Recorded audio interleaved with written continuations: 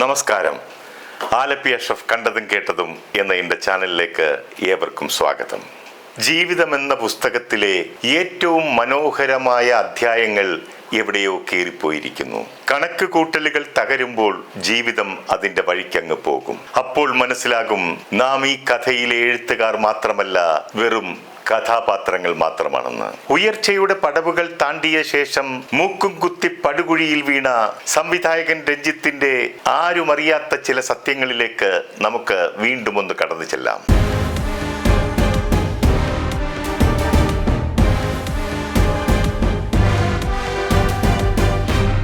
പീഡന പരമ്പരയുടെ ക്ലൈമാക്സ് എന്നോണം പീഡന തമ്പുരാൻ സംവിധായകൻ രഞ്ജിത്ത് ഇപ്പോൾ അഴിയെണ്ണിക്കൊണ്ടിരിക്കുകയാണ്.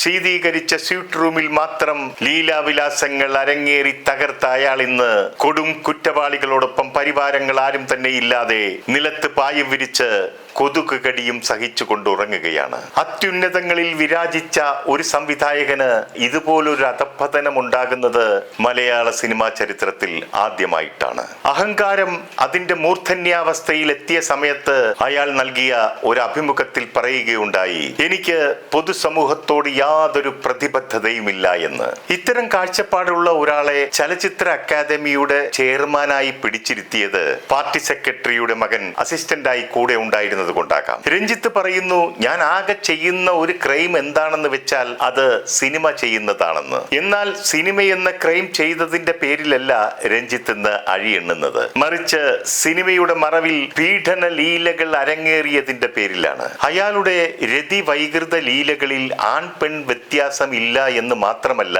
ട്രാൻസ്ജെൻഡേഴ്സും എന്തിന് ആന ഉൾപ്പെടെയുള്ള മൃഗങ്ങൾ വരെ ഉണ്ടെന്നുള്ളതാണ് നമ്മളെയൊക്കെ ഞെട്ടിപ്പിക്കുന്ന സത്യം. ഇയാൾ രചനയിലും സംവിധാനത്തിലും അഭിനയത്തിലുമൊക്കെ ബഹുകേമനാണെങ്കിലും സ്വഭാവം വെറും തറയാണെന്നും മുഖം മൂടി അണിഞ്ഞ ഒരാളാണെന്നും അയാളുടെ ഉള്ളിൽ ഒരു ക്രിമിനൽ സ്വഭാവമുണ്ടെന്നും ആദ്യമായി പൊതുസമൂഹത്തോട് വിളിച്ചു പറഞ്ഞത് ഞാനാണ്. എന്നെ എതിർത്തുകൊണ്ടും അയാളെ ന്യായീകരിച്ചുകൊണ്ടും ചിലരൊക്കെ രംഗത്തു വന്നുവെങ്കിലും പിന്നീട് അവരുടെ ഒന്നും ഒരു പൊടി പോലും കാണാതെയായി. അതിനുള്ള കാരണം എന്തെന്ന് വെച്ചാൽ, ഞാൻ പറഞ്ഞതെല്ലാം 100% സത്യമാണെന്ന് പൊതുസമൂഹത്തിന് ബോധ്യപ്പെട്ടു എന്നുള്ളത് അവർ മനസ്സിലാക്കി കഴിഞ്ഞിരുന്നു. ഇനിയും ന്യായീകരിക്കാൻ നിന്നാൽ കൂടുതൽ നാറുമെന്ന് അവർക്കും ബോധ്യമായി. അന്ന് ഞാൻ പറഞ്ഞത് മലയാള സിനിമയിലെ പ്രതിഭാധനനും വയോവൃദ്ധനും എല്ലാവർക്കും പ്രിയങ്കരനുമായിരുന്ന ഒടുവിൽ ഉണ്ണികൃഷ്ണനോട് കാണിച്ച ക്രൂരതയെക്കുറിച്ചായിരുന്നു. ഒരു ചെറിയ തമാശയുടെ പേരിൽ മദ്യപിച്ച് ലക്കുകെട്ട രഞ്ജിത്ത് അഹങ്കാരം കൊണ്ട് ആ സാധു മനുഷ്യനെ ചെവിക്കല്ല് നോക്കി അടിച്ച് നിലത്ത് വീഴ്ത്തി എന്നതായിരുന്നു. അടികൊണ്ട് വീണ ഒടുവിലാനെ എല്ലാവരും ചേർന്ന് പിടിച്ചെഴുന്നേൽപ്പിക്കുമ്പോൾ നിറഞ്ഞൊഴുകുന്ന കണ്ണുനീരോടുള്ള ആ മുഖം എനിക്കൊരിക്കലും മറക്കാനാവില്ല.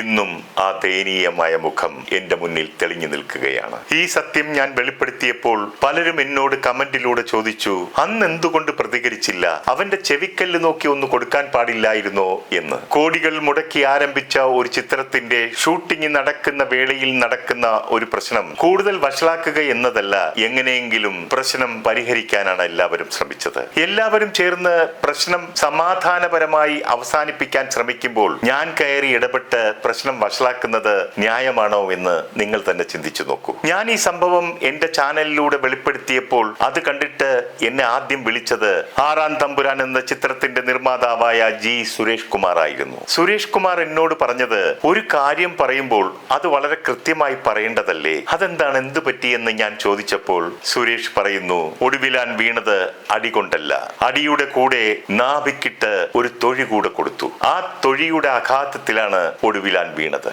ആ ബഹളത്തിനിടയിൽ അത് ഞാൻ ശ്രദ്ധിച്ചിരുന്നില്ല എന്നതാണ് സത്യം. കിഡ്നി രോഗം ബാധിച്ച് ചികിത്സയിലിരിക്കുന്ന അദ്ദേഹത്തിന്റെ നാഭിക്കിട്ടാണ് ചവിട്ടിയതെന്ന് ഓർക്കണം. അദ്ദേഹം അന്ന് ജീവനോടെ രക്ഷപ്പെട്ടത് ഭാഗ്യം ഒന്നുകൊണ്ട് മാത്രമാണ്. ആ സാധു മനുഷ്യന്റെ നിവൃത്തികേടും നിസ്സഹായാവസ്ഥയും കാരണമാണ് തുടർന്ന് ആ പടത്തിലും പിന്നീട് അയാളുടെ മറ്റൊരു പടത്തിലും അഭിനയിക്കാൻ നിർബന്ധിതനായത്. തന്നെയുമല്ല, രഞ്ജിത്തിനെ പോലെയുള്ള ഒരാളെ നേരിടാനുള്ള ശക്തിയും പ്രാപ്തിയും ആ പാവം മനുഷ്യനുണ്ടായിരുന്നില്ല. സുരേഷ് കുമാർ ഒടുവിലാനത്തൊഴിച്ച കാര്യം കൂടി എന്നോട് പറഞ്ഞപ്പോൾ ഇതുൾപ്പെടെ വീണ്ടും ചില സത്യങ്ങൾ കൂടി വെളിപ്പെടുത്താനുള്ള തയ്യാറെടുപ്പിലായിരുന്നു ഞാൻ. അപ്പോഴേക്കും സുരേഷ് കുമാർ വീണ്ടും എന്നെ വിളിച്ചിട്ട് പറയുന്നു, താൻ ഇനി രഞ്ജിത്തിനെ ഒന്നും പറയല്ലേ, അയാൾ വലിയ അവശതയിലാണ്, കരൾ മാറ്റ ശസ്ത്രക്രിയയൊക്കെ കഴിഞ്ഞിരിക്കുകയാണ്, ഇനി അയാളെ വിട്ടേര്. അതുകൊണ്ടാണ് കൂടുതൽ പ്രതികരണങ്ങൾ ഞാൻ ഒഴിവാക്കിയത്. മനുഷ്യനാണ്, തെറ്റുകൾ പറ്റാം. ആ തെറ്റുകൾ ഏറ്റുപറഞ്ഞ് തിരുത്തുന്നതിലാണ് കാര്യം. അതിന് മനസ്സിൽ കുറച്ച് നന്മ വേണമെന്ന് മാത്രം. എല്ലാം തികഞ്ഞവരായി ഈ ഭൂമിയിൽ ആരും തന്നെ ഇല്ലല്ലോ. തെറ്റുകളിൽ നിന്നും തെറ്റുകളിലേക്ക്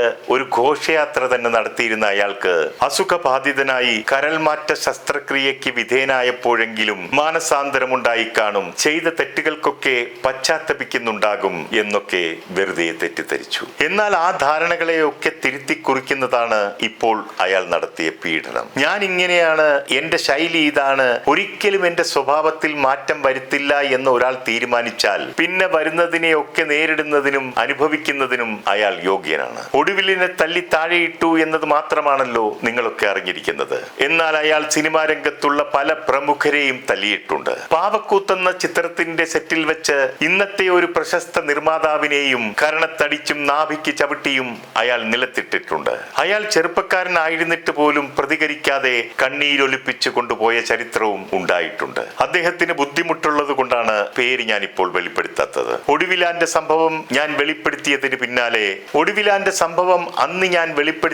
പിന്നാലെ അദ്ദേഹത്തിന്റെ സഹോദരൻ എനിക്കൊരു വോയിസ് മെസ്സേജ് അയച്ചു. തന്തയ്ക്ക് പറഞ്ഞാൽ നിന്നെയും തല്ലുമട അഷ്റഫേ എന്നായിരുന്നു അത്. ഞാൻ അതൊന്നും അന്നത്ര കാര്യമാക്കിയില്ല. എന്നാൽ ഈ അടുത്ത കാലത്ത് രഞ്ജിത്തിൽ നിന്നും എനിക്ക് നേരെ മറ്റൊരു ഭീഷണി ഉയർന്നു വന്നു. നിന്നിഷ്ടം എന്നിഷ്ടം എന്ന ചിത്രത്തിൽ മോഹൻലാലിന് മസാല ദോശയും ചായയും ഒക്കെ കൊടുക്കുന്ന സപ്ലയറായിട്ട് അഭിനയിച്ച ഹരി നമ്പൂതിരി ഈയിടെ എന്നെ കാണാൻ വന്നിരുന്നു.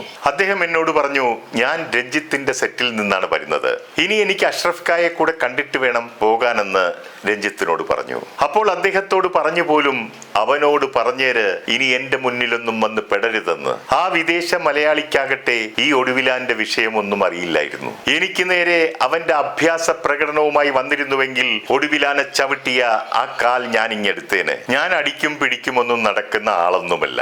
അത്തരം വീരകൃത്യങ്ങൾക്കൊന്നും താല്പര്യവുമില്ല. ഒരു കാലത്ത് കരഘോഷങ്ങളോടെ വേദിയിലേക്ക് ആനയിച്ചിരുന്ന അയാളെ പിന്നീട് IFFKയുടെ വേദിയിലേക്ക് കൂക്കുവിളികളുടെ അകമ്പടിയോടെ തലതാഴ്ത്തി കടന്നു വരുന്ന കാഴ്ചയും നമ്മൾ കണ്ടതാണല്ലോ. അന്ന് അയാൾ കൂവി വിളിച്ചവരെ ഉപമിച്ചത് വീട്ടിലെ കൊടിച്ചിപ്പട്ടികളോടാണ്. ഇത്രത്തോളം അഹങ്കാരം തലയ്ക്ക് പിടിച്ച ഒരാൾ മലയാള സിനിമാ ചരിത്രത്തിൽ ഉണ്ടാകുമോ എന്നത് സംശയമാണ്. ഇപ്പോഴത്തെ പീഡന കേസിൽ അയാളെ അറസ്റ്റ് ചെയ്തു എന്ന വാർത്ത ഞെട്ടലോടെയാണ് സിനിമാക്കാർ ശ്രവിച്ചതെന്ന് പല മാധ്യമങ്ങളും റിപ്പോർട്ട് ചെയ്തിരുന്നു. എന്നാൽ ഒരു ഞെട്ടലും ആർക്കും ഉണ്ടായിരുന്നില്ല എന്നതാണ് സത്യം. മറിച്ച് ഈ നാണം കെട്ടവന്റെ സ്വഭാവം ഇപ്പോഴും മാറിയില്ലല്ലോ എന്നോർത്ത് ഇയാളോട് അവഗണനയും വെറുപ്പും വർദ്ധിക്കുകയാണ് ഉണ്ടായത്. പട്ടിയുടെ വാൽ പന്തീരാണ്ട് കാലം കുഴലിലിട്ടാലും അത് വളഞ്ഞു തന്നെ ഇരിക്കൂ എന്ന സത്യം അയാൾ തെളിയിച്ചു കൊണ്ടിരിക്കുകയാണ്. അതിനിയും തുടർന്നുകൊണ്ടേയിരിക്കും. ഈ പീഡന വീരനെ അഴിക്കുള്ളിലാക്കിയ അതിജീവിതയ്ക്ക്, ആ ധീരയായ പെൺകുട്ടിക്ക്